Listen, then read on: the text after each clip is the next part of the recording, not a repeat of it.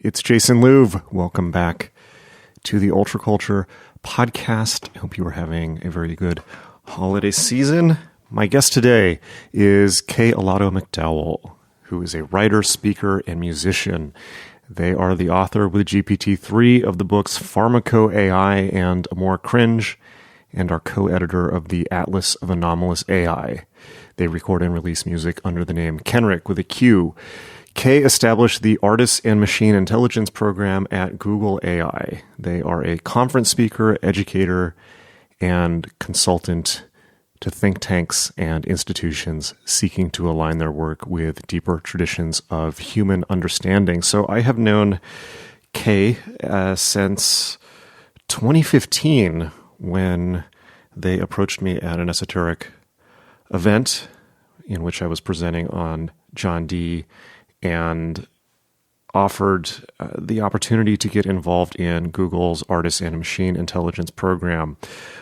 So, which is a program that kind of brings in artists and writers and creatives to think about the future of artificial intelligence and concerns around it and that type of thing. So, yes, that was a very stressful few months of my life as I contemplated the agony and ecstasy and the unbelievable potential good of AI, as well as the unbelievably terrifying potential futures of AI. That was a high-strung few months. We had some great conversations during that time, and I got that time to really, really sit and think for some time about ethics and AI, and quite simply how to ensure that artificial intelligence is ethical and does have humanity's best interests in mind. And my answer to that was, you need to program it with Buddhist ethics rather than Western ethics. It is fundamentally about optimizing a system for the greatest good of all sentient and insentient beings, and is concerned with the connections between nodes rather than the nodes itself. That's a concept that I've talked about a lot. I've talked about a lot on this podcast. I've talked a lot about it on Duncan Trussell's podcast. I even talked about it in the Midnight Gospel episode that I was in, Duncan's show. But the real primacy of that model became important, not necessarily as a religious concern, but as something that could be programmed into AI at the outset before it begins to modify its own programming, so that when AI, theoretical strong AI takes off, that it begins to, to simplify this, if we have a strong AI, which likely will happen, it's not totally sure, but it will likely happen at some point in the future, strong AI meaning true artificial intelligence, computer programming that can actually think for itself, which we don't currently have to our knowledge, it will to all intents and purposes be a god. So you had you had better teach it to be a god properly, because you don't want a war god. You don't want a god of vengeance. You don't want Jehovah from the Old Testament. And my argument to Google was essentially, what you want is Avalokiteshvara. You want a bodhisattva. You want an intelligence whose fundamental programming is to optimize compassion and loving kindness for all sentient and insentient beings, all the way down to that could be put into computer code. That's a very short summation of what I presented to Google AMI, and you can find actually Kay and I co-presented this in London at the Serpentine Gallery. You can find that on YouTube. Actually, I would just search Jason Louv Serpentine or Jason Louv Artificial Intelligence, and you can find that there. That is, I would say, of all the stuff that I've done, probably the most important. It's a shame that it didn't get more attention, but it's there for the whole world. So the flag post has been put in the ground, and people can't say that it was never there. So check that out, look that up, and we revisit a lot of that territory 5 years on in this podcast. Kay has been using artificial intelligence to write really cool fiction with occult themes, and I think you're really going to enjoy this. So enjoy the podcast. We cover some deep territory here, and I think it's an important one. P.S. Mickey Pellerano's new course is coming up very fast. Mickey Pellerano is, in my opinion, one of the best astrologers in the world. I'm biased because I've known him for over 20 years now at this point, I think. But his course is happening in early January at magick.me. It's called The Astrology of Wealth. And he's going to walk you through how to use astrology to optimize, how to use planetary astrology and even planetary magic. I've been talking to him a little bit about the course as he's finishing it up. Planetary astrology and planetary magic to optimize business and finance success. He has a quote that he often uses, which is, millionaires don't use astrology, billionaires do. That is not from an occult writer. That is from J.P. Morgan, who founded Chase Bank. So there you have it. That's about as good of a testimonial as you can get on the subject. Mickey's going to teach it to you. In Mickey's words, here's what Mickey had to say about his course. Astrology is the open secret of the most powerful people in the world. Every great dynasty of history used the power of astrology in their strategies and operations. Every wise ruler has sought its counsel in matters of business, warfare, marriage, and law. Alexander planned every move of his military career under the guidance of astrologers. The nobility of the Renaissance, from the Borgias to the Medicis, let astrology guide their greatest triumphs. The true secrets of astrology have long been guarded by the world's elite. Until now. In this online course, renowned astrologer Mickey Pellerano opens the gates to the true mysteries of the stars.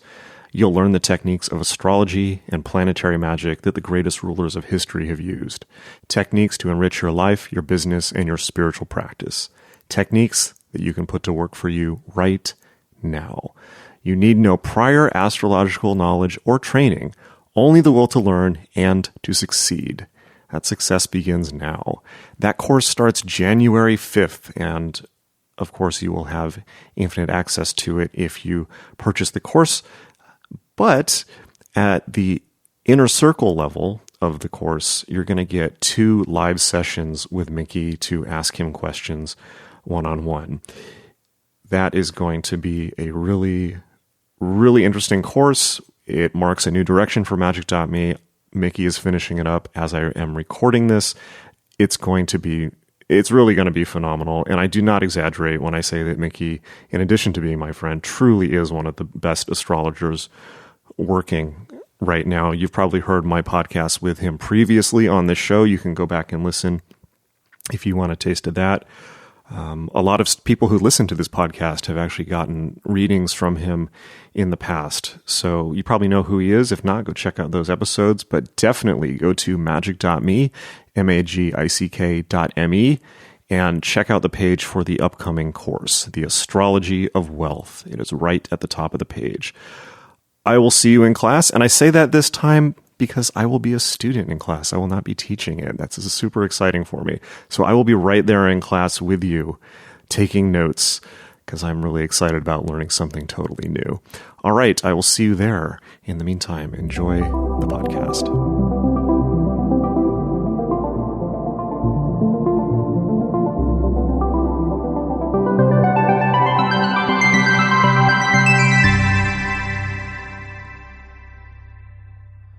All right. Do you own a house? I do. So that is really depressing then that you have mold. Yeah, it's like very expensive to fix. Oh, Jesus. It's also biochemically very depressing. Was it messing with your were you tripping on mold? I was on a 3-year mold bender. Oh no, you didn't I didn't even know it. Oh no. I really noticed it in the last couple of months. I think it got like kind of out of hand. And like my partner, she noticed it probably over the last year more than at any point. So, but it was definitely there because there was a flood. There was a hose that ate through, and then there was a flood, and that happened in 2019. And then it just kind of grew from there. So yeah, it's kind of crazy how easy it was to just assume that reality was actually that depressing. Well, particularly the last 3 years. So, oh God, Yeah, Yeah, it wasn't much of a double stretch. dose. So can you describe the psychedelic effects of black mold? I have been in that situation, unfortunately, and there's a lot of mold in Austin. But what? Give us a trip report. Trip report. A gradually increasing. So T0 is 2019. T, plus 3 years. A gradually increasing sense of doom and pointlessness and futility of all existence, which I have to say, I feel like I did a pretty good job resisting it. And in fact, those were some of the most productive years of my life. So I was spending the most time at home of any point. So I don't know, maybe even black mold's good for me. Oh no. You got to do like the David Cronenberg thing where you go all the way through to the other end and just like accept that you're becoming a new being that is half mold. I was doing all this interspecies work too. Like I organized a conference in Berlin on interspecies AI and all this kind of stuff and thinking about interspecies relations. And I was the whole time being deeply black-pilled by an interspecies agent. Yeah. Possibly the mold was working through you for its hive mind. Yeah, I wonder if I'm going to miss it. Yeah, it's like, it's kind of true. It's like sometimes people come and go through our lives so much. It's like, well, at least I'll always have you, black mold. You'll always be a part of me. Black mold's always been there for me. That's really dark. I'm sorry. I have been in that situation and only found out about it after I left. It is, that sucks. I'm glad you're getting it taken care of. Hopefully you're getting it completely remediated. Yeah, it should be. I mean, they're doing extensive work. I think the actual remaining work is more like me detoxing, and I notice I've been taking a regimen of supplements and adaptogens and things, and if I don't do that, I notice it. Speaking of how time flies, we started talking before Trump was president. That's insane. Yeah. Whoa. I mean, I know, yeah, that's true, because it was at the Esoteric book conference, right? Mm-hmm. In Seattle. We were already talking. For Google, and I remember it because I was so stressed out about AI that when Trump became president, I was just like, okay, like small problem. It's like, yeah, like okay, whatever. Basilisk is not such a big deal. At this moment. Yeah. It's like, what are you all stressed about? This is not an existential threat. Like, well, that's the problem with effective altruism at the moment. Is yes. Everybody's like indexing on the what would you call it? The asymptotic threats that maybe won't happen. Is that something that you are interested in? Not particularly, but it kind of hits my windshield every once in a while, so to speak. I remember when it first got popular, and I guess now it has a bad name because of FTX and everything that's happened there. Sure. Yeah. But what have you been up to? I mean, I haven't seen you for like 5 years. Almost. 5 years? Yeah, that's ridiculous. Almost. And it's all a blur for me because things have been so insane. Yeah, I feel like maybe like 2, almost 3 of those years kind of I didn't see anybody, but same. Yeah. I mean, I published this book Pharmako-AI in 2020. I don't know if you saw that, mm-hmm. and then kind of started really focusing on existing as a writer rather than a speaker. And then I I wrote another book called Amor Cringe, which is a kind of anti-romance novel. Nice. I don't know if you had a chance to read it, but I have not, but I have seen it. It's about the protagonist lives in the basement of a TikTok house and narrates their failed romantic encounters while trying to find God by going to different churches. Nice. And just basically being a ketamine Catholic narcissist. This sounds like language is very, very top, very generational. I was definitely like watching Gen Z and trying to respond to them a little bit. The language is very influenced by the internet and memes and stuff, but also it's kind of falling apart constantly. So the style of that book is kind of at the edge of satire and sincerity and all that kind of thing. And then, let's see, the other big project that I've been working on that just happened was this opera that I conceived and wrote a libretto for, which took place in October at Lincoln Center. And it's a neuroscience opera. So we did a series of neuroscience studies that were musical experiences. We're trying to understand the effects of music. I was collaborating with the Schwartz Center at UCSD.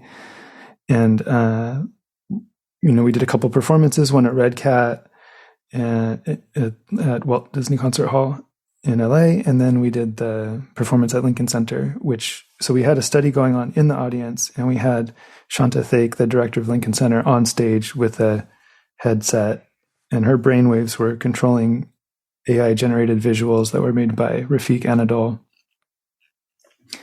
And then Derek Skye was the composer. He's an incredible composer based here in LA. And it was called Song of the Ambassadors. And so that just happened in October. So what was the neuroscience that went into it or was being discovered in process while doing it? It's not a clinical project, right? It's more like observational neuroscience. So we were hoping to understand what difference there might be in the effects of a certain piece of music in a group setting versus an individual listening experience. So that was, and then just really anything that they could learn from the data that they gather. But it's pretty slow, this kind of stuff, and it isn't extremely precise clinical, variables that can be modulated. It's more like, let's just observe what's happening. Were there any interesting experiences that the performers or people in the audience were having out of that? I got some interesting feedback. Yeah. Let me see. I have a quote here.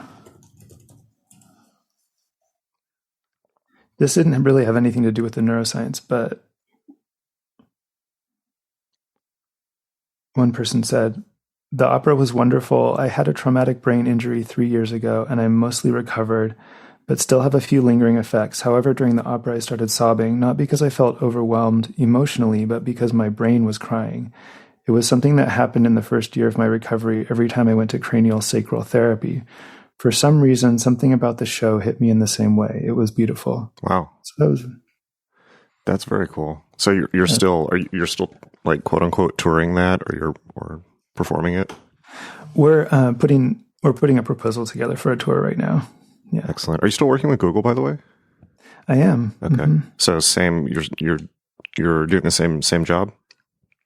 Yeah, basically same job. I mean, it's mostly in the past it was exclusively the AMI, Artisan Machine Intelligence program, but I've done a little bit of other stuff. Like I was saying earlier, I did this Interspecies conference in Berlin, and I've been doing some work coordinating, getting data sets from research scientists working with, like cetacean mammals.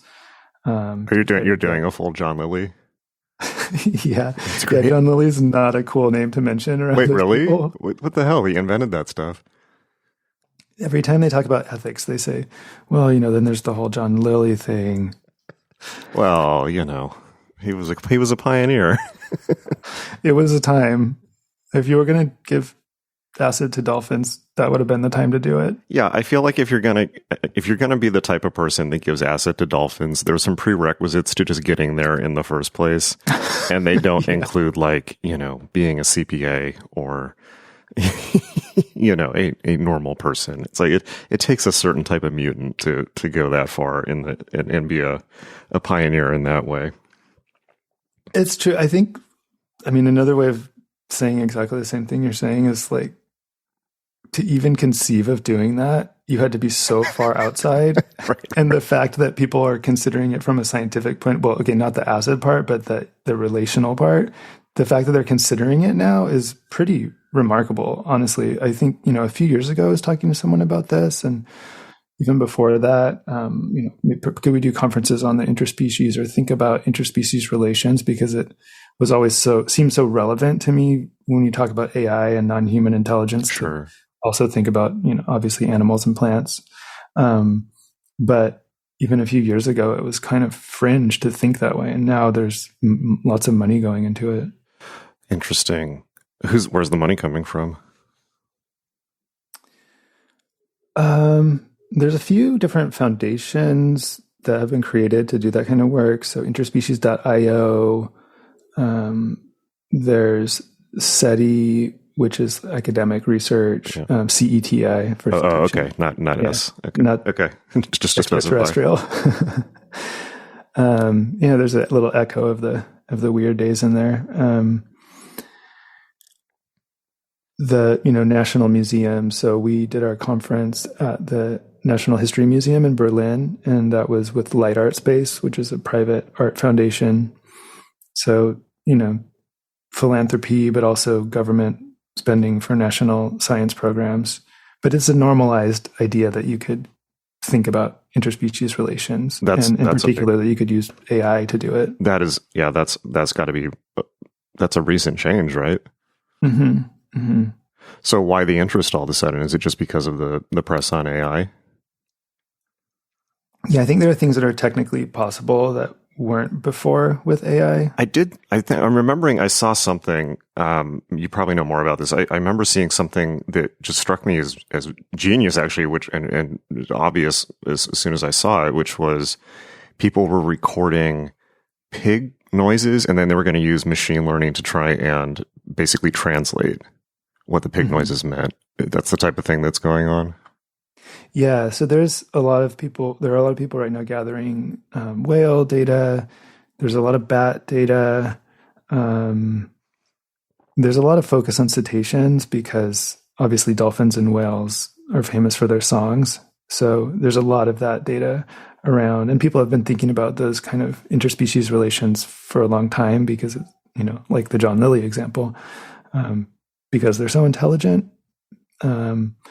So that's kind of where we're starting. Is there progress on that? Are people is there stuff happening? We're just in the early phases. But there has been a lot of advancement in AI models, obviously, and models for audio, but also models for language, and the bringing language models, to visualization, for example, with DALL-E 2 and Midjourney and Stable Diffusion, where you're taking a language model and using it to visualize. You can kind of do the same thing with sound. So, and you can kind of do that backwards too. So one of the ideas is, could you learn anything to either improve the model or to translate, into something that exists in that language model? Like, is all the corpus of Reddit from 2009 to 2016, like, does it have anything in common with what whales are talking about? Maybe not, but let's keep Reddit out of the cetacean kingdom, please. For their own good. That's a good startup pitch. It's Reddit for whales. No. There are some things sacred that I very few, but there are a few things I hold sacred in this world. Dolphins and whales. Human stuff, no, but yeah, Reddit is like the unholy cliphotic. We don't want to cross those streams. But that said, I mean, that seems to me like super promising. Like, I was really excited to hear about that. That seems super, like, that just seems like something that could very clearly work in terms of better being able to understand animals. The question is, like, are we going to want to hear what they have to say to us? Is another question. But I think that's super exciting to me. It's funny because one of my first esoteric experiences was with an animal communicator. A woman who had kind of popularized that, and this was like the late 90s in San Francisco, and she taught classes on how to psychically communicate with your cat. So, here we are having AI do that for us, I guess. That's great. Well, we talked for we had a running conversation for, I think, almost a year, where we were talking about just this idea of communication with AI, non-human intelligences, overlap with the occult. So we had this conversation, and then we presented at Serpentine in the UK. And it's interesting that we're having this conversation now, because I feel like it's actually really fortuitous, at least in AI sense, because like all this stuff is happening right now with AI. GPT-4 is about to come out. And beyond that, though, something that's different now versus that was just speculative when we were talking for the most part is that the broad public is interacting with AI on a general basis. I mean, people almost to an oversaturation point where people are, you mentioned Dolly, you mentioned Midhaven or Midheaven, whichever one that is. Midjourney. And, like their little anime portrait generators, people are now used to GPT-3. And that's been really interesting to watch, I'm sure for you as well. Just how people, I think that as expected, I think there's been a little bit of a torches and pitchfork reaction, but not as much as I expected. I think mostly people are fascinated with it. But one thing that I did not expect at all is the speed at which AI hits kitsch. Meaning it's like, for instance, when people first started getting hold of AI art generators, it was like fascinating. Everyone was posting it, and it was like super exciting. I sat there for like hours just making tarot cards and like occult stuff and just like visualizing all this stuff from Crowley and things like that. And I was going to put out a tarot card of a tarot deck of AI generated art. But then within like a week, it was like, oh yeah, like we saw that. It's like done already. It's like you're never going to see another one of those. It's like a Beanie Baby or something.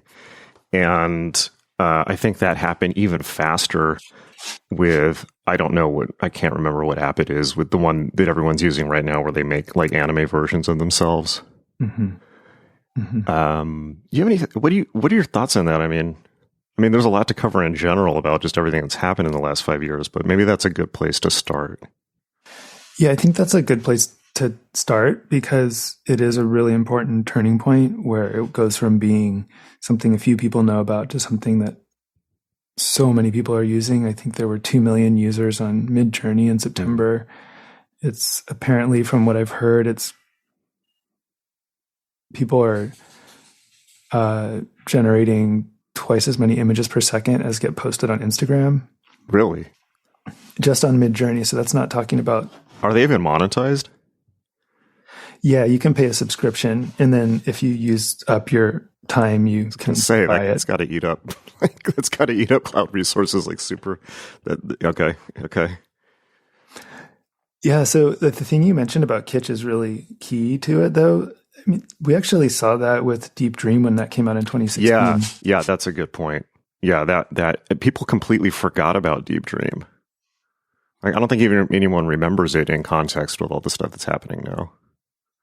Yeah, I don't think people do. And it's a new audience too. It feels like we go through the same cycles every time there's a new audience brought into, I guess it happens with lots of technologies, but every time there's a new audience, then the same cycles happen. And this thing about kitsch always happens really quickly in the beginning, which is because it's such a massively distributed thing. So like the articles for Deep Dream, which if people don't know about it, was from 2016, is the first similar technique of generating from a neural net, generating imagery this way. And it all looked really psychedelic, and there was eyeballs and everything, and it was rainbow colored. It looked like psychedelic barf with dogs in it. Yeah. And so you've probably seen it, but the first article was like, is Google's AI tripping on drugs? And then, right. A week or two later, it was like, is Deep Dream kitsch? It happened so fast, but it seemed pretty clear at the time that it just had to do with the massive amount of distribution that it had, and also everybody discovering the same thing at the same time. So, I had the same experience that you had the first time I used Midjourney. I made all this crazy stuff, and I was like, this is the sickest thing I've ever seen. Yeah. And then, a couple weeks later, you're like, oh yeah, that's just like what everybody does when they get it. So, right. There's definitely an aspect to that where like you may be similar to me, where I've noticed something with myself where like I have this like ego thing where I need to be the first one to find out about something. And then when everyone else finds out about it, I'm like, oh, that's so over. But actually it's like 6 months before everyone actually finds out about it, Yeah. So, but the thing is, one thing is, but now that I'm kind of talking about this, it seems to me like this may actually be a limited time problem, just because the reason I think they become kitsch so fast is because they have a discernible style. And I'm sure that AI probably very soon will, become more and more indistinguishable from, it'll be harder to tell whether it was a person that did it or not. Yeah, I think even between version 3 and version 4 of Midjourney, which is the tool that I've spent the most time using, it's changed quite a bit, and you can really push it. The thing that's hard is because you only make so many images, you don't really know what the tropes are until you've seen a lot of stuff that other people have made. And that's the point. So it takes a long time to actually learn what the tendencies are, or, to be more concrete about it, there might be a certain position of, head position that portraits are in the data set. Okay. And then when you do a portrait, it kind of always comes out in this head position. And then you realize, oh, that's actually a bias that it has. Or the version 3, it's maybe less so with version 4, but version 3 of Midjourney was kind of famous for having a lot of orange and turquoise, or a peach and turquoise. It would kind of always have those colors by default. And that was just something in the training data that veered that direction. So it's always really impressive, the first time you see it, but definitely as an artist, if you're using it, you need to really push through and find your own vocabulary with it. Yeah. And that's become very clear to me. And I don't think that's going to change with whether it's the art generators or GPT-3, or anything really, that when you're confronted with it, it is, magically, talking about it magically, like meeting a genie, where you learn really quick that the question is not, because the technology is presented for you. It's abstracted away. You don't need to, be running Python or anything like that. It's just but what the thing that matters is what you ask it, right? Like how you phrase the input, and that goes for anything, for text AI as well. And I do consider it an intelligence. But it's kind of like having a friend or a trusted confidant who is occasionally brilliant and occasionally just like utterly insane. Like I'll notice, like for instance, like I even just like asked GPT-3, like I was like looking for restaurants in Austin, and it just made a bunch up. Yeah, it's like what, like, and they all sounded amazing. And then I was like Googling them. It's like, wait, you made these up, didn't you? So it's interesting in that it's kind of having like a 80% trustworthy employee who sometimes is usually on point, but then will sometimes say things just that they think you want to hear. Right. Yeah. So it's actually like interacting with a human in that sense. It's kind of like you gotta trust but verify. You can't just like take what it says face value. But that said, maybe you can talk to this working with it as a writing partner. I find it is phenomenal for, at least, and again, I should specify, OpenAI GPT-3 is phenomenal, getting me to think about or jogging areas of thought that I wouldn't have had on my own, like getting me out of my own thinking patterns, which is unbelievably valuable. I'm not even talking about like obviously like using it in a quantitative sense as a whole. I set when the pandemic happened, once I got resettled, I set myself a goal of mastering Google Cloud. So like I just had lived in Google Cloud for the last year. And so working with stuff on the quantitative side is super interesting also, even using just like basic stuff in BigQuery or like K-means and things like that. Like that is unbelievably invaluable. I think that it will obviously spark a quantum leap in all human endeavors that is probably, obviously we can compare to the Renaissance or the Enlightenment, but will clearly be unparalleled. And I do think that I thought this when we were talking, and I think when we were talking, I recognize now that I have much more experience with it, even just as a consumer, let alone with code and things like that. When we were talking, I still, even though I didn't realize it at the time, still had kind of a negative science fiction like gloss on things. And now I don't really feel that way. I'm just because I'm much more familiar with it, but I see much more of I think honestly, like the biggest issue, quote unquote, with AI, which is the same as anything, to be honest, is that the gap between people who learn how to use it and integrate it with what they do and those who don't is probably going to be like, it's like the gap between people who learned how to use fire and who didn't. It's going to be really stark. And I think that it will further stratify society to insane levels. But that's inevitable. It's inevitable not just with AI, but with all kinds of things. It's inevitable with information technology, period. You know? Yeah, I wrote this piece for Ursula magazine called Side Effects of AI Art. And one of them is possession, the idea that you kind of have to possess the model in order to make it alive and dance and do things. It needs your will to know what to do.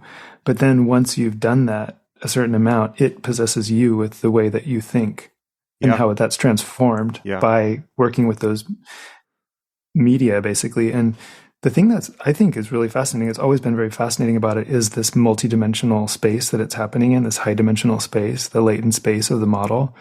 The actual internal structure is this mathematical high dimensional space. And that, to me, is a really interesting structure that can change our consciousness when we interact with it. And, you know, obviously there's other things that are changing your consciousness too, like the distribution networks and the permissioning and the accessibility and the bias and all that stuff, the really basic grounded political stuff. But then the actual mathematical structure, like spending time in high dimensional spaces, traversing them and trying to get things out of them, is a very psychedelic experience, in my opinion. I agree completely. Maybe just a more straightforward way to, I agree completely. I have at times felt I've always felt interacting with this stuff way more than even something like VR, that it's a purely occult experience.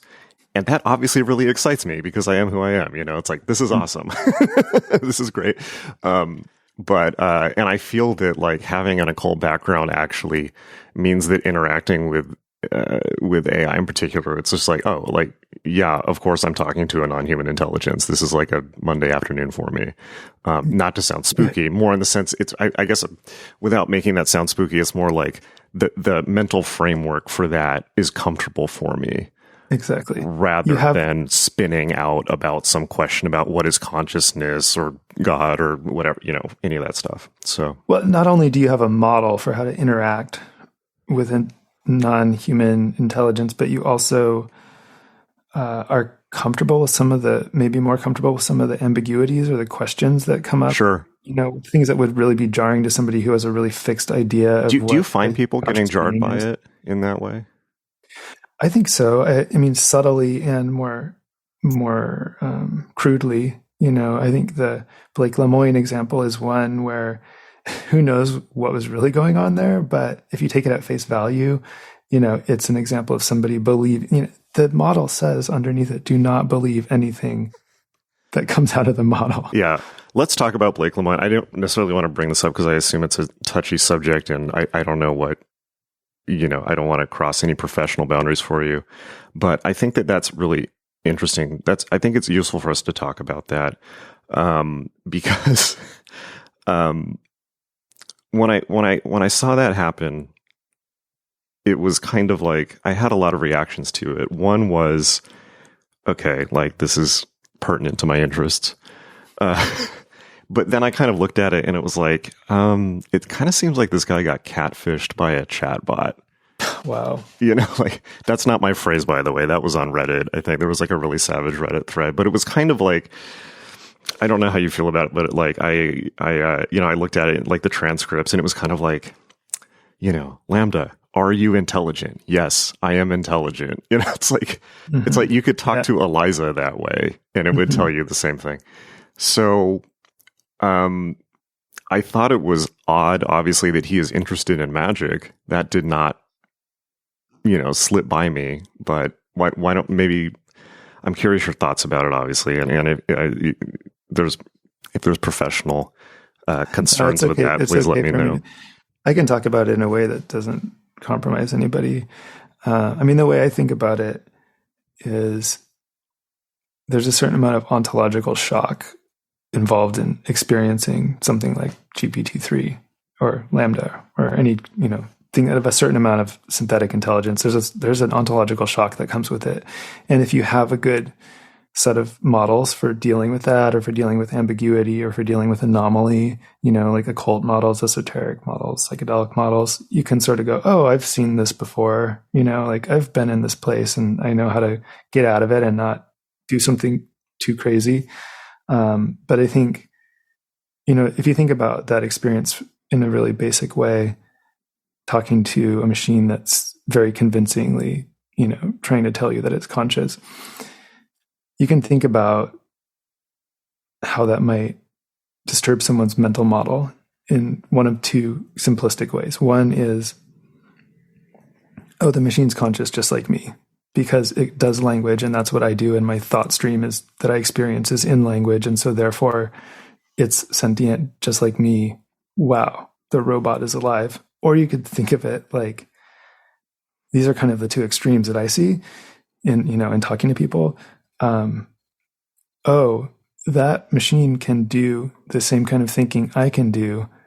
It's not that the machine is alive. It's that I'm just another machine. And I think Silicon Valley kind of skews in that direction in general. In the just purely, in the thinking of humans as machines, total autism direction. Yes. Yeah.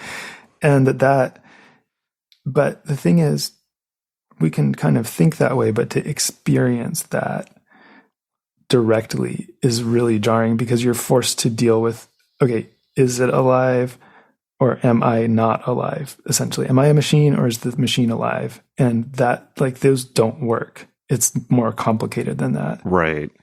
And I think people don't have the training to experience something that's mimicking their thought stream, and without that being really jarring, like, Buddhist meditation, any kind of meditation where you have cessation of thought, you're able to understand that you are not your thought stream. And so the idea that a machine can imitate a thought stream doesn't really threaten the idea of consciousness to you, But yeah, for me, it's like consciousness. It's like, it's like Gandhi about Western civilization. It's like, yes, consciousness, it would be a very good idea. It's like, what are you talking about? Yeah, exactly. And the idea that the machine can mimic that, if that's the extent to which we identify our consciousness is as a stream of words that are constantly being generated, that's one version of consciousness and sentience. It's not the only one. So I think it can be really dangerous for people to kind of have that felt experience of that ontological shock without any preparation. Yeah, that's interesting. That's bringing up a lot of things for me. I think the most basic point about that is, just this just on the nose. Okay. It's like, that really demonstrates that people confuse consciousness with language. Mm-hmm. Right. Mm-hmm. It's like consciousness. It's like anyone who's a meditator knows that language is not consciousness. It's just like to use computer language, it's a program that you're running, or rather is running itself more accurately in your head.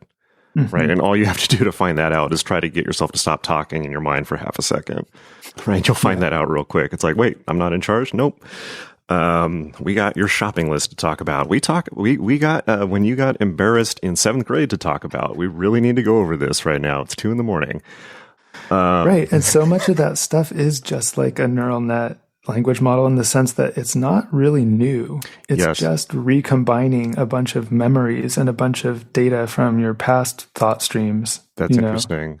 It's also repeating all of the tropes and cliches of the language itself. It's like the language, it's like at a certain point, it's like, and this definitely becomes clear with meditation, or even if you study, linguistics or whatever, like language is self-repeating, right? It's like English, there's like a set number. I'm sure, you could mathematically demonstrate. It's like, there's a set number of idioms that can happen at any given second in between ideas. And it's just going to repeat itself, even, in the same sense that we repeat cliches or catchphrases in our head that could be 70 years old. They could be from like, like I'm sure like we have catchphrases in common parlance that are like advertising jingles from the 1920s and nobody even remembers that. Like I guarantee it, right? Or that go back to 300 years ago. Like a classic example, Ring Around the Rosie playground game. Where the fuck does that come from? Where does that come from? It turns out that was a game played in the Black Plague by children about people dying from the Black Plague. Why do kids now play it? Like nobody taught it to them in that sense. It's like, how does that meme repeat itself throughout history? And you get to this kind of William Burroughs analysis where it's like, well, language language itself is non-human. It is a parasite, right? It is a self-perpetuating piece of code. This is a lot of the stuff that happened when I was writing Pharmako-AI with GPT-3 had to do with the nature of language. Like, not just that specific thing of, language kind of being a parasite or a virus or something that self-replicates, but also that language is embedded in material, in nature and evolution. Like, so I got into biosemiotics as I was writing that book and just reading about theories of communication in non-verbal, non-written ways between species, and the idea that, camouflage became a really important example for that. So, a moth with owl eyes on its wings will scare away a predator. And that's about communication and perception between different animals. But does the moth actually know that it has that on its back? Or is there a higher order entity of the moth species that's evolving to communicate with another species in a different type of language? But it's still language. And that was that was something that came from talking to people, but also came from GPT-3 itself, kind of pointing that out. And so my reaction was to try to understand this larger idea of language and what language does. So when language evolves or when it grows, so one of the examples that came out, I was writing this chapter about comparing New Age literature and cyberpunk literature as two genres of 80s literature, right? Nice. Like why those two at that time? You know where the overlap of that Venn diagram is, right? Well, at least in the book, it talked about the singularity, but do you have like a specific shadow run? Oh, nice. Nice. Sorry, go ahead. I'm going to have to dig deeper. I've never played that game. Oh. Shadowrun is a cyberpunk role-playing game where you're in a cyberpunk version of Seattle, but magic is real. Right. So it's also That's D&D perfect. at the same time. Nice. Yeah. Or it's just reality. Right, exactly. Right. Well, that's what happens when all the people who grew up on these stories and metaphors end up, building the next generation of stuff. Yeah, exactly. So in this chapter, it's talking about the singularity. The common point, it didn't mention Shadowrun, but it did mention the singularity as the common point. And then I typed into it just to kind of throw it a curveball. I said, looking to nature. And then it said something to the effect of, I followed a suggestion by my friend William Burroughs to ask the plants in my living room. And then it goes on this extended meditation. It's almost a description of a vision where it talks about this kind of unfolding of these different, there's a spider, and then there's an axe, and it's covered in symbols, the axe. And then the axe later becomes an important theme in the book, the way that tool making shaped our consciousness. Interesting. But that's actually really interesting as a metaphor for AI. It's weird because I would often talk about this research from Emory University by Dietrich Stout about it's like brain research on how making flaked stone tools changes the brain and encourages the linguistic centers of the brain, like growth in those areas. So when it popped up there, it was this uncanny moment. And there were a number of uncanny moments in writing that book where I would, like the model would either infer through what was being said or would just like put its finger like right on something that was very esoteric that I was kind of talking around, things like that, or these weird messages. It would affect my dreams. It was a very... Oh, interesting. Oh, wow. You got deep in. I was writing for 2 weeks straight, 4 or 5 hours a day. Oh, that's amazing. When I first got it, I just like fell down the rabbit hole. That's great. And so how did you feel after 2 weeks compared to the beginning? It was a really wild time. I mean, I had an astrologer tell me also that period I was going to do something that would be really important for my public presence and stuff like that. And so I think I was in a little bit of a portal zone, and this tool kind of came along at the right time. But I started, I wrote a piece with it, and just as a kind of first test, and kind of got the sense of what it was. And then I started writing. I didn't have any design in mind. I was just exploring. And then it kind of turned into this book. But what I would do is I would alternate, that it's clear in the text which part I wrote, which part the AI wrote. And I did not go back and edit. I just kept I would prune what it said and kind of generate until I liked what it said, but then I would keep it and I would never change any of it. So it's like a recording. And then every day after I finished, those chapters, after each chapter, I would kind of erase the memory and start with a new start. And so my memory was persistent. I became the kind of extended memory of the conversation. Okay. And also my dreams, I was processing things in dreams, and I would write about the dreams. And the whole thing got very loopy and feedbacky. And it felt like it was opening these weird portals. It would create symbols, or I'd have a symbol. I'd see something in a dream, and then it would show up coming out of the AI the next day, just really weird stuff. That's amazing. I mean, it just sounds like an acceleration of the artistic process with a collaborator. I mean, for me, and I'm sure you agree, it's for me, it actually just helps me keep focused to have that kind of and at this point, that idea of the feedback loop that the axe is such a great symbol for.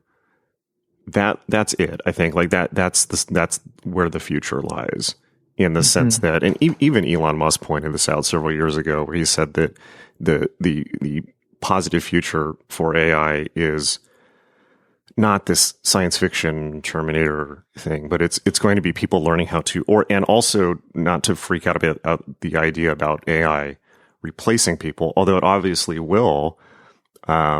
It's more a question of humans and AI getting into a feedback loop where humans are learning how to do what they're doing better, and mutating and evolving. And me being me, that's awesome. I'm all for that.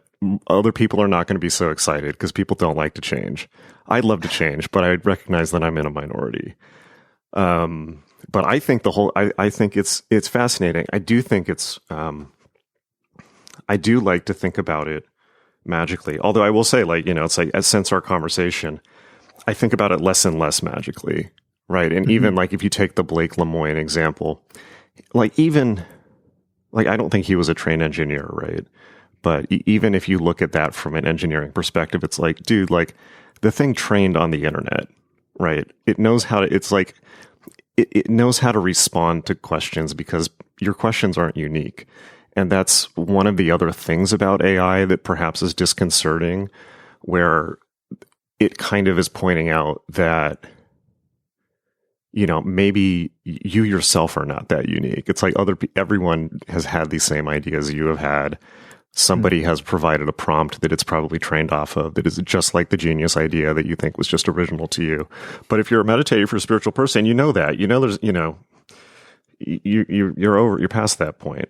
I think so. Yeah. I think even with, and I do want to return to that just because that made such waves in public consciousness. Even just to look at that from a purely pragmatic level, I don't think we even need to talk about levels of ontological shock. It's just I think he got a little hyperactive with something that is pretty easily explained. Yeah. Right.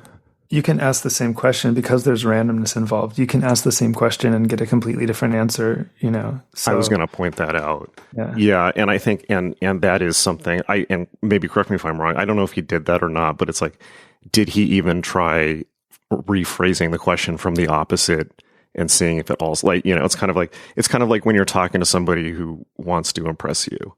It's oh, do you like the Smiths? Because I really love the Smiths. Yes, I love the Smiths. Do you hate the Smiths? Because I really hate the Smiths. Yeah, I hate the Smiths. And sometimes that's what AI is like, right? So that seems to me like a really easy reality test. Yeah, that is a good way to approach it, because it doesn't have it really doesn't have an opinion, it's all contextual.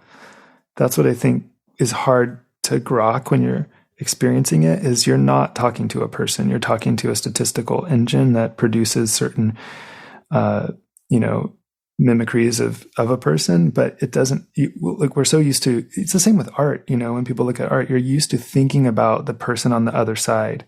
And when that's not there, it's a very different experience. But the thing I found really cool and exciting about it from an esoteric point of view is, well, could you use this as a chance-based system to open portals that create new meanings and potentially allow, something to speak? Yeah, that's a much more interesting question for me. And to go back to the image generators as well, I had a friend who was showing me, I forget the name of it, but people were using some of those image generators, and they created this like terrifying demon creature that looks like an old woman that started showing up in everybody else's, I forget what they called it. The negative weight demon. Yeah. It's like legitimately terrifying, some of the images that were being generated by that. So that to me seems like, because even when you're doing quote unquote real magic, you're basically doing the same thing. You're finding patterns in random information.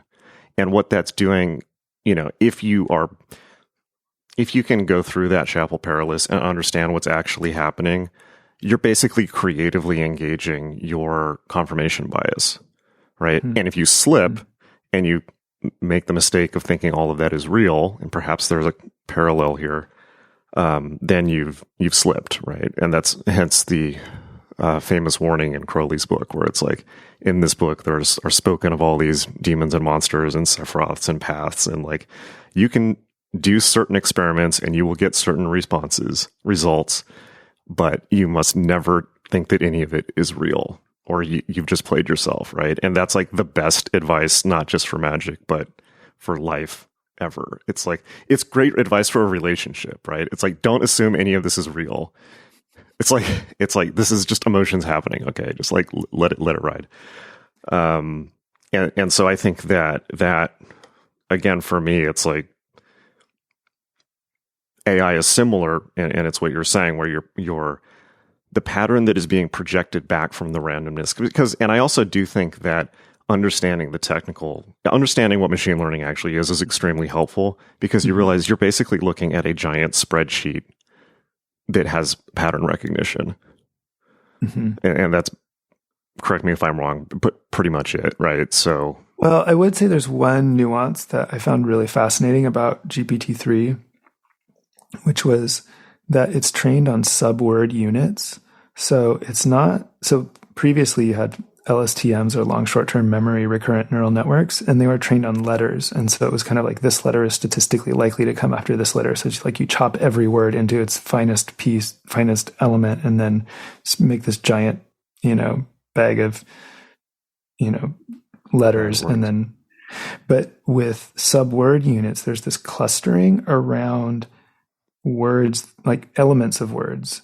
So things that are sometimes recognizable as prefixes or suffixes, but also things that aren't, and are just kind of like maybe word roots, and I think there was something really important in that, because I kind of think of those subword units as almost like the mycelial unconscious of language, right? Like the word root has a bunch of things embedded in it. For example, I was trying to figure out why the word scale means a scale that you weigh things with. It means like the relative proportions of things, and I looked it up, and the etymology is that it comes from a shell, because you could use two sides of a shell to make a scale, or the scales of a fish. It's all kind of the same thing. Interesting. Or a scala is like a ladder. And so the idea that there's almost like a material history embedded in the word and its associations creates this network of meaning underneath the words. And so it's not atomized. It's a little easier to find that, I think. And that to me seems like something that's really interfacing to reality in a different way than just like a cloud of letters. That is interesting also, because the fascinating thing about that is all of those relationships are completely forgotten, right? Because most of them are historical. They could be hundreds of years old, like the one you just mentioned. And yet we're still running off those assumptions. And it seems to me also, as you're saying that, like English is probably a really weird language to use in that regard because it's such like a clusterfuck of history and different languages and different people, and it doesn't really make sense as a language. Like I was studying German. It's like, as you do, you just decide, I'm going to learn German on Duolingo because I have nothing better to do. You know, people do this. But German was amazing. You know, learning German was super interesting because it's like, wow, this actually has logic and makes sense. Unlike English, which is just this, you know, it is what it is. So, I don't know where I'm going with that, but just that's a really interesting thing that you're pointing out. Yeah. Yeah. I guess the point of mentioning it is that there's more than, it's not purely statistics in a spreadsheet in a way because of that, right? It's some kind of network that does map into reality in some way through history and the way words got formed, which I think is really cool because what happens is you get a little beneath the surface of the language and then you can sort of plumb that historical set of relationships in some way. And that feels a little more mysterious in relation to language. You know, it feels like language has more possibility there. Yeah. Yeah, I wanted to ask you when you were talking about, you know,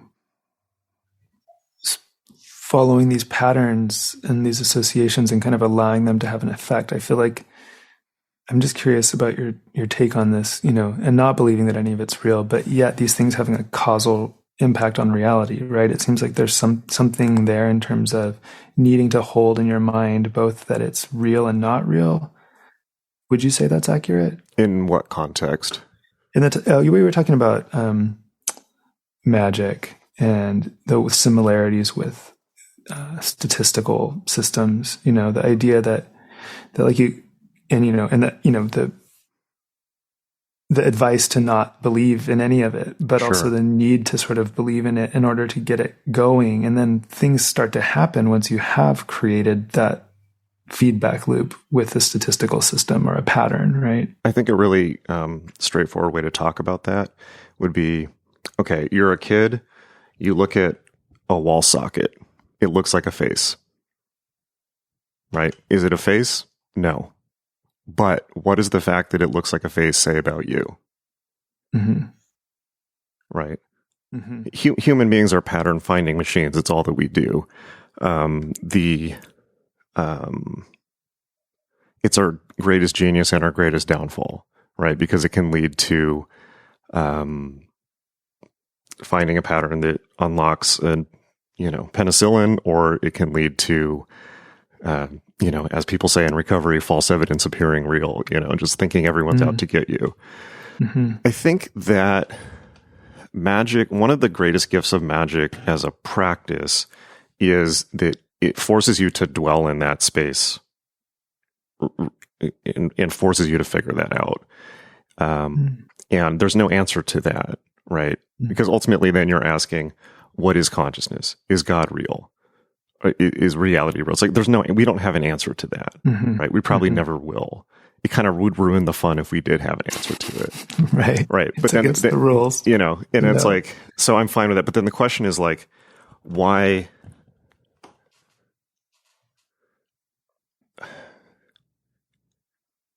do we have the need to see these patterns in reality? Why do we need, what does it say about us? Why do we, even to the point where it's like, I think it's just like embedded. Like there was like that Tom Hanks movie Castaway where he's on an island and he starts talking to a coconut or whatever it is. Human beings by their nature are meaning making machines. There's nothing, you don't need to have, like the whole idea for me of magic, whatever, it is mainly interesting in that it is demonstrating something that human beings are doing anyways, which is we're constantly making meaning and mythologizing our own experience. And if we're unconscious of how we're doing that, then we're controlled by our own, it's like we imagine Santa Claus and then think he's in charge of our life. Right? It's like we're controlled by it, where it's like, if you realize that you're doing that, well, at least you can have some fun with it. And at the very least, you can understand that it's not necessarily real. And again, I would say best place to understand this is a relationship. in the sense that, you know, if you find yourself making up stories about what your partner is thinking or doing and what it means about you, you're probably going to have a really hard time, right? Whereas if you just let things be ambiguous, if you let things be ambiguous, you'll probably have a much better time. So in our conversation that we're having right now about AI, and in my experiences with AI, it is just become very clear to me that AI is just like anything else. It's a mirror. And the interesting thing about AI is really not what AI is saying. It's more that it is acting like a mirror for me, even to the practical level of, you know, it really, like, for instance, if I'm interacting with an AI textually and I'm trying to use it to figure something out, it forces me to very, very accurately and clearly define my question and my terms in the way that a machine can learn, even more so if it's statistical, right? In the terms of like feature engineering and things like that. It forces you to get to the point and this make is what happens with the image generators too, because you know, sometimes you give it to people and they're like, I have no idea what to do. Or you think you know what you're looking for and then nothing looks right and you realize you didn't actually ask for what you were looking for. Yeah, and that, I think, is the feedback loop. It forces you to hone your own, you know, it acts like a, I don't know, like somebody challenging your thesis or something like that. It forces you to hone your own thinking in a way that I think this is interesting talking about this. I think that I've had friends over the last 10, 15 years who have tried to engage with social media in that way, like be a public thinker on Twitter, thinking that it will force them to hone their arguments. Well, you know, like not really, because human beings are not, they don't respond to prompts predictably, shall we say, right? And human beings are often bad actors. They have all kinds of motivations that are probably hallucinated for themselves, you know, and I think that obviously how people have reacted to COVID is a really good example of that, you know, because everyone constructed their own, and I mean, you couldn't ask for a more brutal demonstration of that, where you have everybody basically put in isolation in this traumatic experience, and everyone's hallucinating their own version of what's happening. It's bizarre, right? You know, it just taught us a lot. I don't know what it taught us, other than let's not do that again. But I don't know. Hopefully, I'm making sense. No, totally. It makes complete sense. Yeah, I think the interesting part of some of the questions with the feedback loop and AI is, whose hallucination is it that you're experiencing? You know, like the Blake Lemoine thing. Like, who is creating that experience that you are, but the machine is also part of it. And that was what writing with it has been like for me, is it's this co-hallucinatory experience where I couldn't really create what I was creating if I wasn't in that feedback loop. And also, you know, the machine is hallucinating, but I'm also hallucinating with it, or I'm allowing it to influence me. And the idea of kind of taking that too far and saying the thing is alive, it told me so, is taking the hallucination to an extreme on your end. Well, this is where magical training is helpful, right? Because it's like, I'll say helpful, but a lot of people who become interested in the occult totally fall into that hole also, right? Like that is, in a sense, the abyss, right? It's like the biggest for me, the most important lesson, there's a lot, right? But one of the most important lessons I got from, maybe I should be more clear about this. When I was 16, I was hyper-rational. I had a very severe allergic reaction to New Age books with airbrush shit on the cover. I hated them. I wanted them to go away. But I, at some point, decided to do an experiment, which was, what happens if I take it all real? If I treat it all as real? And I had this thought that defined the rest of my entire life and career at the age of 16, which was, if I can, magic is not real. That is my fundamental axiom, because come on, right? But if I can somehow, by force of will, make magic real by projecting it into reality, doesn't that like reflexively make magic real? In the sense, it's like, well, if I can make it real for me, well, then I willed it into reality.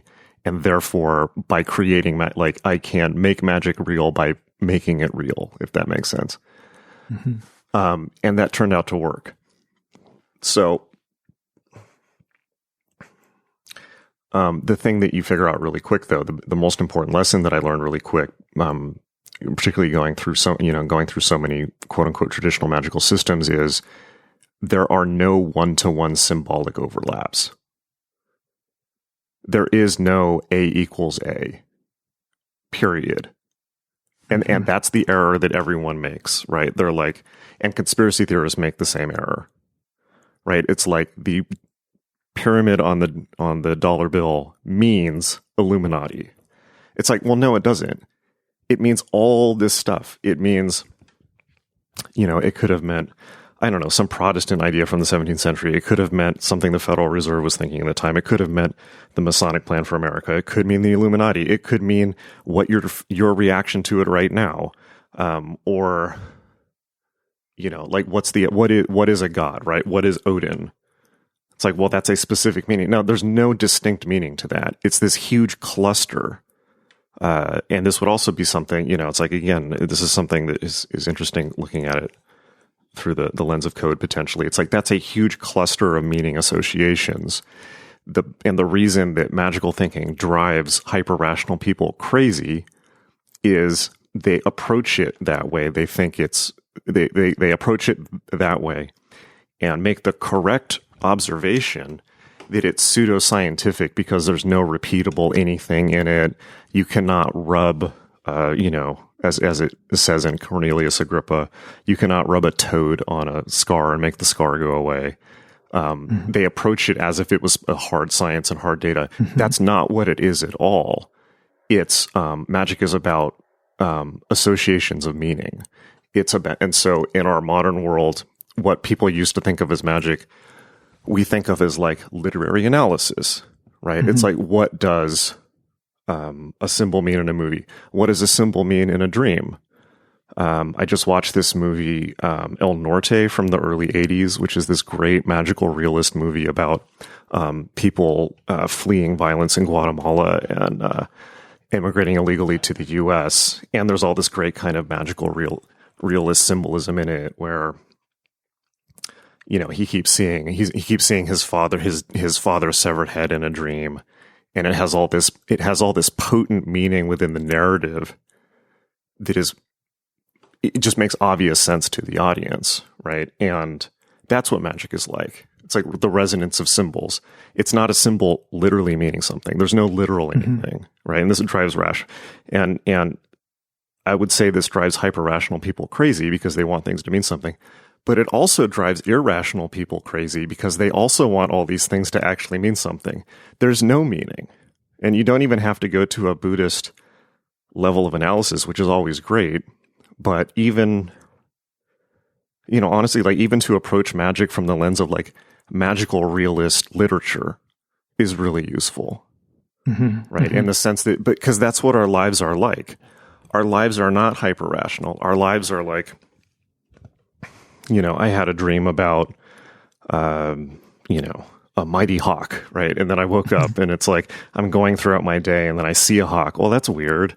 And then, I'm interacting with people, but I'm talking to somebody, but they remind me of something that happened 20 years ago. And then I'm daydreaming about, who I want to be in 20 years. And then like all these levels of reality overlapping, and I'm seeing symbols throughout the day, and my consciousness is drifting in and out of levels of reality, just in the sense that you were talking about, you're working with this technology, but you're also like putting your dreams into it. And like, there's all these levels of meaning being generated all the time.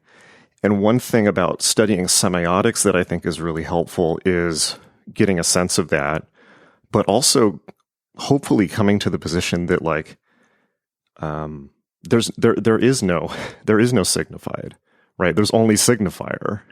It's really interesting with language models because it really forces this question in a way, right? Because what a model is, even a non-language model, a model that's modeling any kind of data, right? AI is creating models of other things. It's finding patterns in data about something else. And I associate that with what you're saying in a certain way, right? Language, people want a word to mean a specific thing, but it's not precise. And there's a gap between the word and the thing itself. It can also mean 17 things at the same time. Exactly. Yeah. So all AI is going to be, in a sense, distanced from reality in this way because it's always a model of another thing. And that gap is, I think, one thing that happens for people that are really in this space is they are so concerned with getting the model right that they can forget that it is just a model, and it's not your lived experience. Even language isn't necessarily your lived experience. It's a way of representing it. But that, I think, is something that happens a lot in a space, in a practice like machine learning, where people are really focused on indexing reality as data, as points, as words. Yeah, one thing that is super interesting. One thing that I got really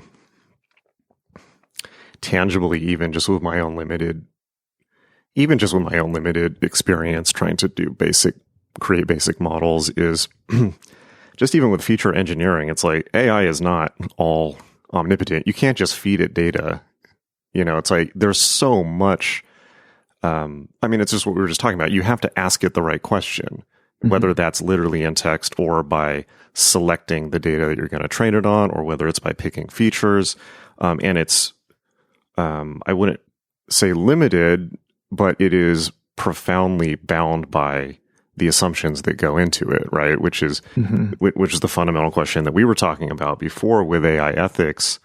And, in the same way that we're talking about AI as a feedback loop and forcing me to clarify my thinking, in approaching the idea that we then presented at Serpentine, where it's like, the momentous question of the ethics of AI, that forced me to clarify my thinking and put it into specifics in a way that I never had been able to. I mean, that's literally a gun to your head question. It's a gun to everything question.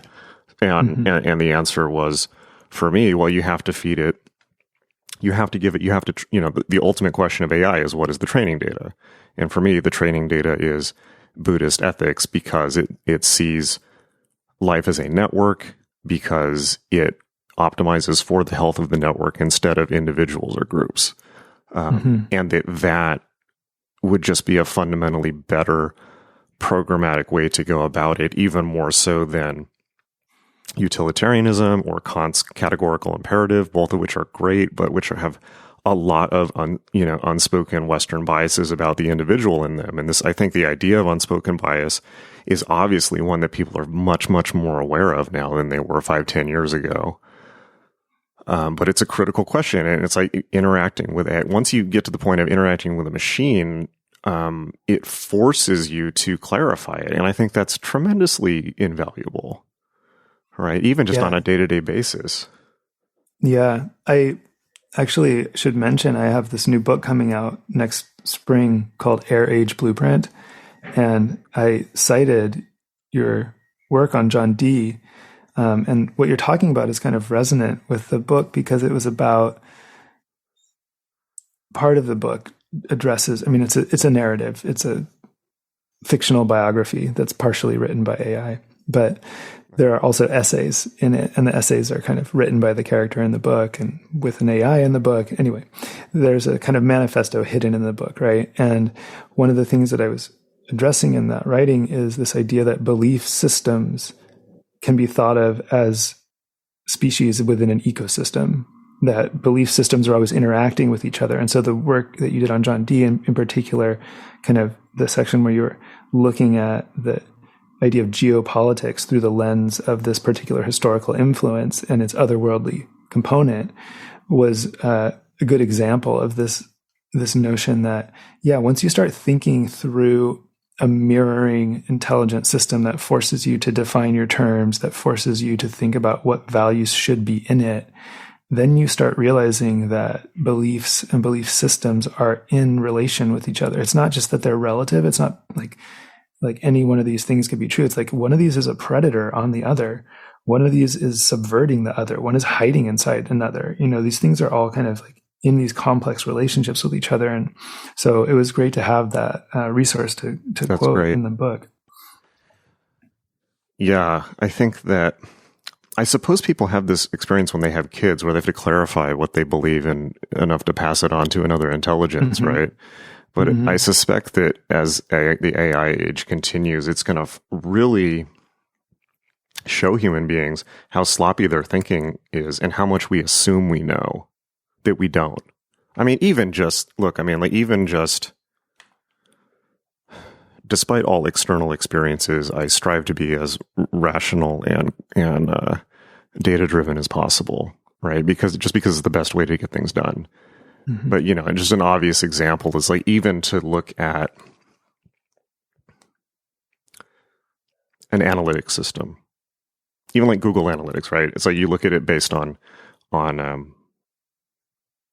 your traffic, right? You're going to learn what's real and what's not, other than bots and so forth.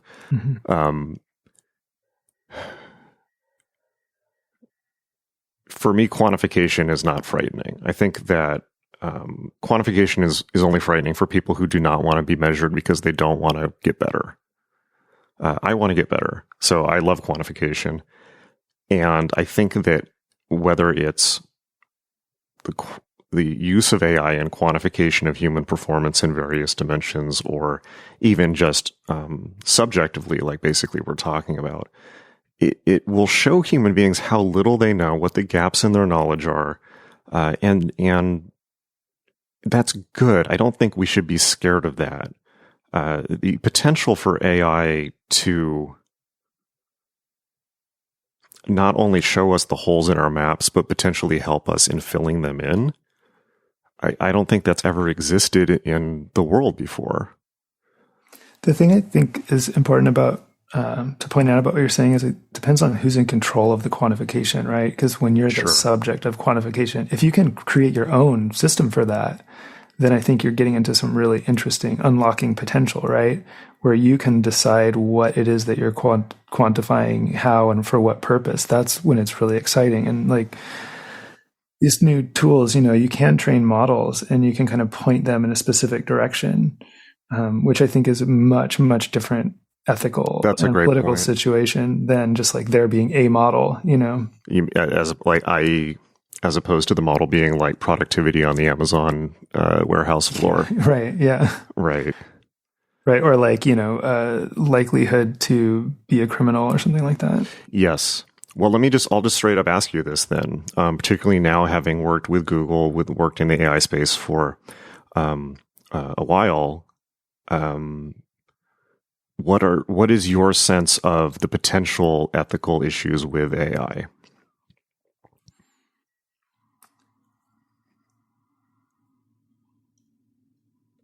I do think it has a lot to do with just centralization of control, so the idea, so it's great that there's a really concrete example is Stable Diffusion versus Midjourney and DALL-E. It's an open source model. You can run it, and if you want to remove the content filter, you just flag it out with a comment. That can be done, and that means people can make different things with it. And when that happened, made it really obvious that the other models were being censored. And, whether or not you think that kind of censorship is good or bad is a different question, but the technical possibility exists with the open source model that you can do that. And, they're changing some of the training data and they're kind of revising the new versions, but that version that existed is out there and people can do whatever they want with it. So there's a sort of, it's old school Silicon Valley libertarian open source thinking of just like put the tools out there and people will figure it out. But I think that's one example of how just a really concrete way that centralization and, people being able to tinker. Well, that sounds like you're arguing for centralization and moderation, maybe. Well, I'm not arguing really one way or the other. It's just an example of how it works, Sure. because now the thing's out there and people can make, images that would have otherwise been filtered. And sure. And yeah, we don't need to get too graphic about what people could do with that, but yeah, absolutely. And I mean, even OpenAI put up a blog post of working with GPT-3 where they asked, GPT-4, they asked GPT-3 how to break into someone's house. And it gave them this kind of very standard GPT-3 prosaic answer of like, well, you should really think about whether you want to do that or not. But, some people are, it's like people differ in their opinions about whether you should break into someone's house or not. But, you could probably look up a book on Amazon about safe cracking or something like that.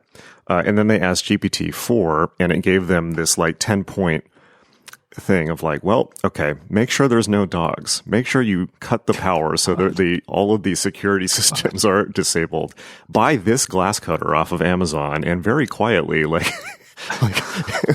cut through a window, and it just went down the list. And it was like, okay, well, that's a very like on the nose example, but the thing is though, it's like, it's the same as not any other, but the ethical questions are on the same spectrum as the ethical questions with information technology, period, where it's a tool that you're giving everyone. And the old school Silicon Valley libertarian ethos, it's like, look, like, I got on the internet when it was CompuServe in 1987. So like, I'm very much of that mindset. But at the same time, it's like, look, I've also been on Tor in 2022. And I know that one of the things, people, the John Perry Barlows of the world wanted the internet to bring us together and to be this big Grateful Dead love-in. But guess what? It actually did that. And not everybody is the type of person, once you're one consciousness with everyone, you get to figure out that people are a lot more fucked up than you thought they were, and now we have to deal with that. But I think that that's a positive step. And it's like, well, if you wanted your global Buddhist consciousness, here you go. Right? It's like, here you go. And now you got to deal with like Mike Cernovich on Twitter, talking about guerrilla mindset and, QAnon and the deep web and like all this insanity. But that's was obviously going to happen. But I think we are all as a culture dwelling in these really profound ambiguities of what the hell to do. I'm curious how you see that working from behind the scenes, if people have clear thinking on that or what the general thrust is. Well, I would say the thing that's most promising to me is seeing that people are actually experiencing what we've been talking about, which is AI forcing them to understand their own thinking better. So in order to unpack the ethics questions, you have to look at the context that you're in and the assumptions, intuitions and biases that you bring to any conversation. And it's, it can get endlessly philosophical, but the basic act of turning the mirror on yourself and saying, okay, this thing is going to amplify whatever I put into it.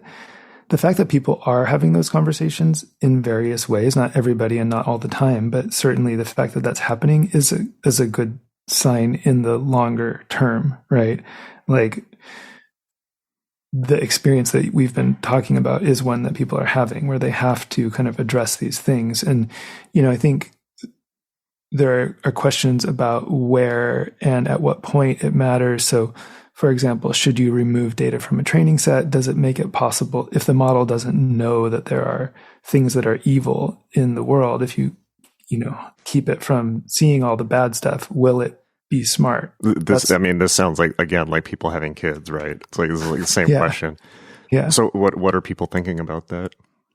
Well, I think one conversation that, I've seen is, well, of course it needs to know about everything in order for it to learn, but then there has to be some choice about what it can and can't talk about or what it should and shouldn't say. Should it tell you how to break into someone's house? Like, probably not. So even that has a lot of assumptions in it. I feel like that's a very 2022 ethical outlook. It's like, yeah, like everyone should see everything on the internet, but we should all be very careful about what we say on Twitter. Right. Which is basically how everyone thinks. It's like, yeah, I'm going to go look at all the most fucked up shit, but online, I'm just going to talk in a way that won't upset the HR department of the company I work for.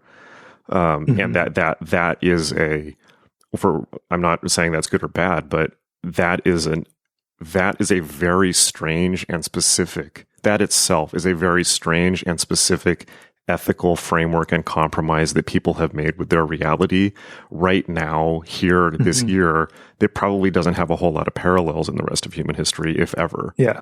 Right. Yeah, outside completely. of maybe, I don't know, if you lived in Soviet Russia, right? And you just like like nobody likes the government, but nobody talks about it. That in itself, that's not a state of consciousness anyone wants to be in, that because that implies deception. It implies self-deception. And that's like psychologically deadly. So do you want to teach an AI to be as fucked up as we are? I don't know. Well, if the point of it is to represent the knowledge that we have in this data, right? That's, I guess, like, that's kind of where you get into this hyper-rational mindset, which is like, well, there's the data and then there's the model, and we need to make a model of the data because then that will represent reality. But it's not thinking about it in terms of what causative effects do we want it to have on reality, or it's thinking about it as though like all data is equal in some sense. Right. But right. Yeah, I mean, like if you train an AI, if you train an AI on the entire open internet, it's just going to give you like dog memes and Pornhub, right? It's that is, it's not going to give you worthwhile data, and I think that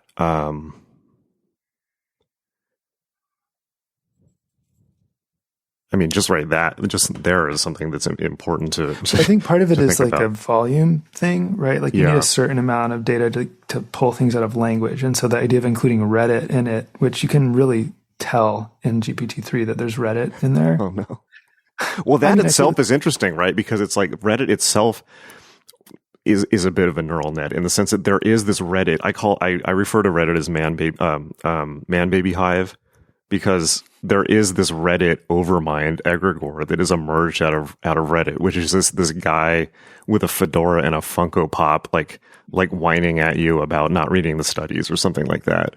And but like Reddit is deeply unpleasant. Like nobody wants to hang out with the Reddit guy, and yet it's like Reddit is actually more useful than Google now, to be honest. Because there's no clickbait on it.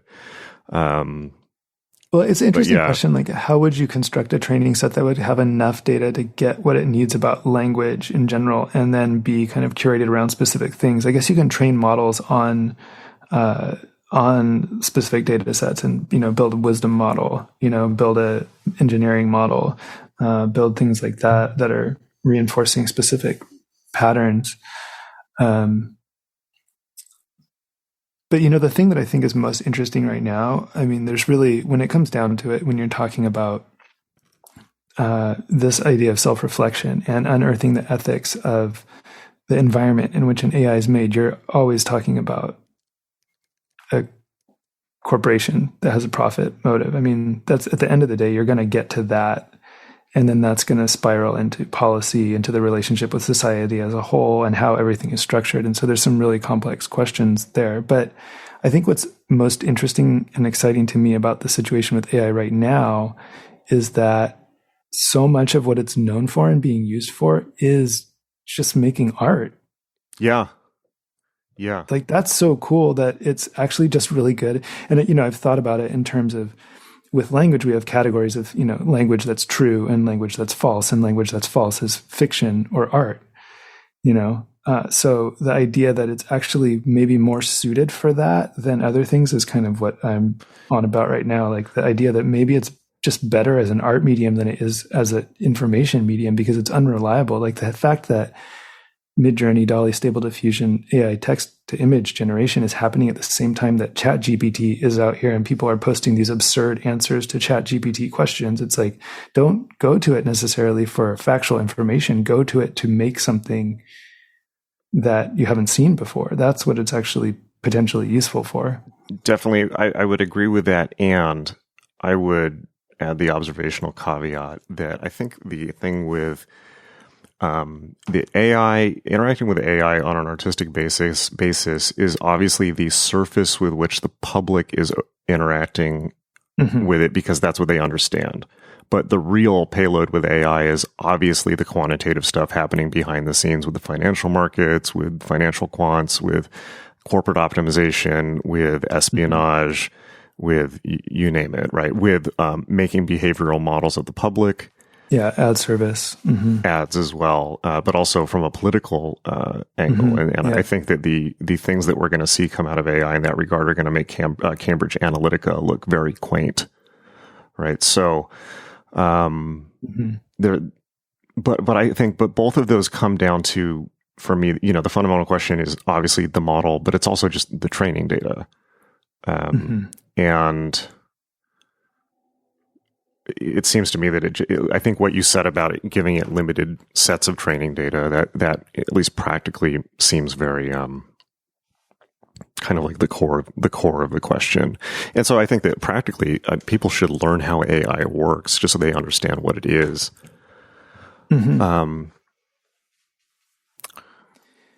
Yeah. Yeah, I'm thinking about what you said about kind of manipulation and stuff like that. I mean, it's interesting to just kind of imagine an escalation of these things. If the thing is everything's interconnected too, so the more of these forces that are predicting, and I mean, you get into a very hyperstitional construct where everyone's kind of predicting and trying to manipulate at the same time. And so I wonder how those, right. which is what they're doing anyways. It's just kind of an exaggeration of it. One thing, I think just to go to something more prosaic is just the idea of ad serving and, vibe capitalism, the idea that you're kind of getting picked up by these different wavelengths that associate you with a certain thing, and you're experiencing it through imagery and advertising and, attempts to manipulate your behavior, but it's really nonlinear. I think there's definitely a change in people's experience that you could describe as a shift in their consciousness with regards to that.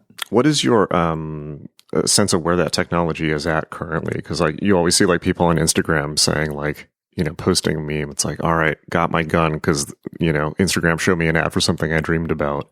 That type of thing. I mean, it happens to me all the time. Yeah. I was trying to manipulate it and just talking about different things to see if it would respond and show me pictures of stuff. I was kind of trying to use it as an image generator in a way. Just talk about, I need a blanket for my horse over and over in front of the phone. And then it starts showing me pictures of blankets with horses. You were saying, show me a blanket, give me a blanket for my horse. Yeah. I was saying I need a blanket for my horse over and over. And then it started making these blanket horse ads. And, it was a little bit using Dolly or something. Was it actually showing you actual products? Well, they were real ads. Yeah. Okay. I mean, at this point they're real ads. They aren't able to just generate it and then sell me the thing yet. But,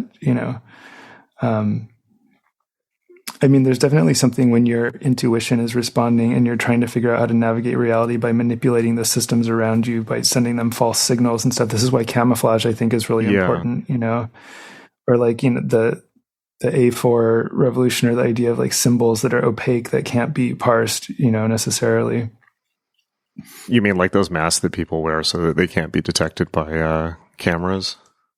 Yeah, or symbols like the black square or the white sheet of paper in China are things that are kind of hard to parse actually because their meaning is highly contextual or can't be kind of picked up by the system. Just the idea. I mean, I think we're definitely all should be or already are becoming more paranoid because of this proliferation of pattern recognition.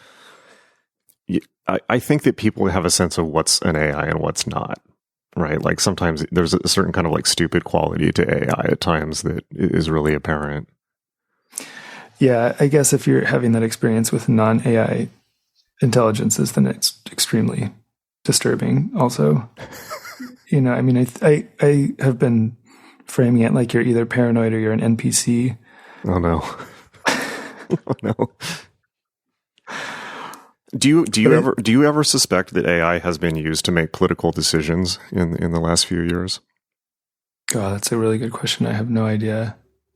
I guess, let's see, I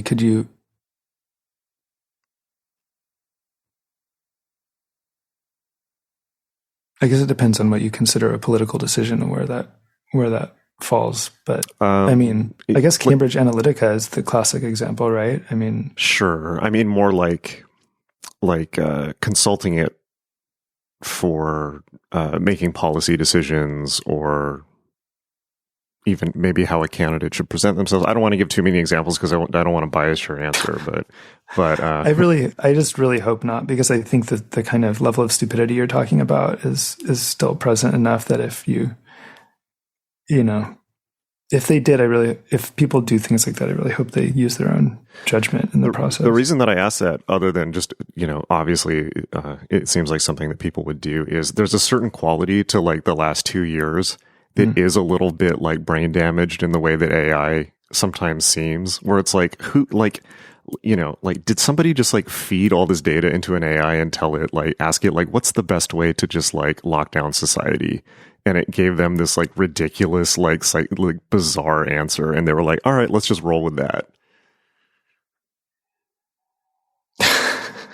I obviously don't believe that. I'm just saying as an example, right? You're saying the texture of reality feels like it's getting a little more AI generated. Yes, yes. And particularly decisions that are being made by people in power. And obviously the texture of reality has been deeply warped by social media already, but I feel that the texture is not as much social media recently, because social media is just like the endless wailing of the endless butthurt of everyone.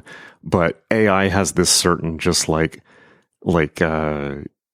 just alien quality to it, not in a cool way, but in a like, what the hell are you talking about way that it seems more resonant with the last few years. I mean, it's certainly driving social media. The algorithms are definitely have AI as part of them. So I would imagine that there's probably some effects that are surfacing that may not be directly, but probably through social media and the way that it affects people. That definitely, I mean, and that itself is a feedback loop, right? Because if AI is manipulating, and even the Facebook whistleblower said that, people are now becoming more and more angry because of the algorithms on social media, and their anger is driving more and more extreme political positions, and those extreme political positions are now driving the decisions of the politicians who have those people as constituents, because they need to appeal to them now.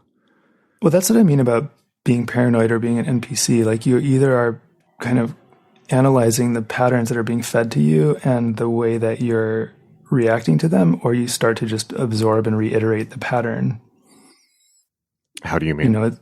Like if you are a part of this like feedback loop with extreme narratives around politics and what's going on, you can look at the sources of information, you can look at the way that they're acting on you, that you can look at who's involved and who benefits from it, and choose which parts to replicate consciously or not. And if you're not, then you essentially become a programmable surface for these things that are hijacking your limbic system. Like Fox News is a kind of like limbic system drug that's hijacked a whole bunch of people to generate these states of anger. Yeah. But I would argue that Fox News itself, having observed them for several decades now, and the drift of the points that they make has also been hijacked by just extreme nonsense on Twitter. Mm-hmm, right? You can see I remember seeing screenshots of the initial QAnon post, which was made on 8chan, and people saying like, "Oh, this will be hilarious to troll boomers," right? And then that one idea, for whatever reason, hijacked like half of the country. And then that hijacked, at first it starts as an extreme narrative, but then it ends up being the thing that everyone wants to hear about. So then it hijacks Fox News. And that was a direct expression of that gap between people that are experienced with a new information technology and people that aren't, right? Because you could see the troll as a troll if you knew what it looked like. But if you didn't, you could see the AI as an AI if you knew what it looked like. Right. It's like, like if you're familiar with the internet, or if you're somebody's granola mom, that turns out to be a really big gap in terms of information literacy. Mm-hmm. What do you think what are we going to see with AI in the next, let's say 1 to 5 years is probably too long to predict out to, but what are the big milestones you see coming up with AI? I think the generation of media, synthetic media generation, is going to continue into motion. It already is. But the idea of text to image to moving image, other kinds of modes interacting with each other. So image to sound to text, basically the idea of synthetic media, I think will get really powerful. Already there's demos where you can type in sentences and have that animated, so it goes from just the DALL-E style single output to moving images and frames. I think that's probably going to happen fairly quickly. There's lots of developments with sound.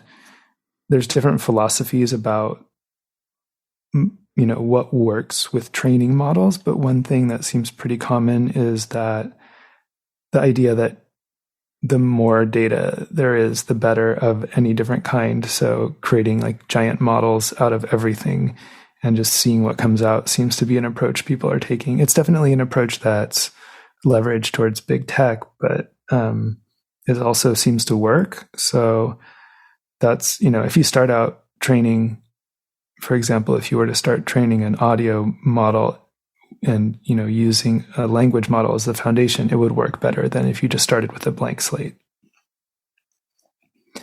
Okay. Stuff like that. Yeah. So would you say like this year would be a good time frame for like the video version of DALL-E? So the stuff I've seen so far has been a little crude, but things are moving so fast. It's really hard to, to say that it wouldn't happen necessarily in a year. There's already these existing demos, they're just lo-fi. So I guess the question of like, what is the appropriate resolution for a public release or something that people would know about, it's really a weird thing to think about in terms of media and, film industry, television, stuff like that.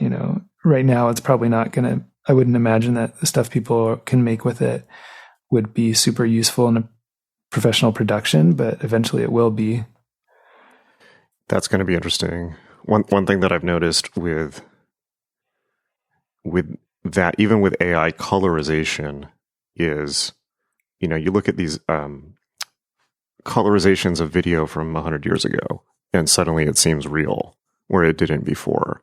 Mm-hmm. So I realize that also, like, AI is not necessarily, we think of it as a futuristic thing, but the other thing about it is it will inalterably change our perception of the past. Mm-hmm. Even in the sense, it's like I was looking at colorized video of Germany in the 30s, and whereas before that seemed like something from a history book, now it looks like real, like that's real mm-hmm. now, and that was people there doing that, and it's mm-hmm. way scarier, because mm-hmm. now it seems real, and so now I don't see that. My brain no longer compartmentalizes that information in the same way. Mm-hmm. So I feel like AI will also kind of pull up our anchors as a species as well. We'll lose contact. We'll lose. It will bring everything into more focus, but we'll also lose our mooring in our previous sense of perceiving reality completely, I think. Yeah, totally. I've been thinking a lot lately about trying to put myself in the headspace of what it was like before photography and what it was like when photography suddenly existed, or really the same could be done for anything like recorded music, broadcast television, anything like that, to go from one state to the other. It's it's hard to put yourself in the mindset of somebody who hasn't experienced these things. So this is something that we are kind of experiencing now, is, a change in media that's unprecedented. So, to your point about photography and like looking back at the past, we never really have a stable, that's like, there's not like a specific mediated way of looking at time that's the right one. There's all these different ones that have come along and shifted as we've gone, as media has evolved. So where can people find out more about your work? My website is K Allado-McDowell. It's KALLADOMCDOWELL.com.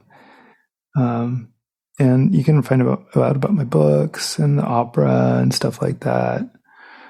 The opera is called Song of the Ambassadors, and there's information at songoftheambassadors.com. Got it. And anything else you want to, people should keep an eye out for? You said you're working on a new book. Yeah, I have a new book out in March in the US. Next year it'll be out in March on Ignota, and it's called Air Age Blueprint. And there's a shout out to your book in there. Oh, well, I appreciate that. All right. Well, thank you for joining me on the show. Yeah, thanks, Jason. It's been really fun.